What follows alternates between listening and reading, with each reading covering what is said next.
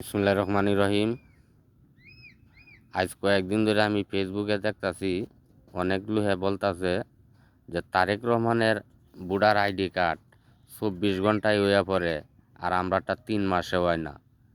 তো ভাই, আপনারা একটা কথা বলি, তারেক জিয়ার বাপ কি ছিল? জিয়াউর রহমান। তার মা হইল 3বারের প্রধানমন্ত্রী।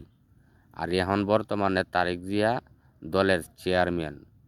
তো তারটা হইব না আমি আপনারটা হইব? আপনি করেন কি, আপনি ইউনিয়নের নির্বাচন আইলে আপনারা করেন কি, একটা চেয়ারম্যান হইতে গেলে 1 কোটি টাকার উপরে খরচ হয়।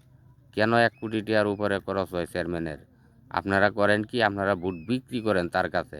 একটা ভোট 1000 2000 টাকা বিক্রি করেন। বিক্রি করলে আপনারা ভোট কিনে নিয়ে চেয়ারম্যানও খারাপ মানুষ, হ্যাঁও কিন্তু আপনার ভোট কিনে নিয়ে চেয়ারম্যান হইতাছে।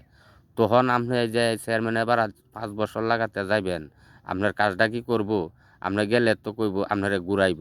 কেন আপনিও কিছু বলতে পারবেন না, কেরে আপনি তারে ভোট দিয়েছেন, টাকা দিয়ে বিক্রি হয়েছেন তার কাছে।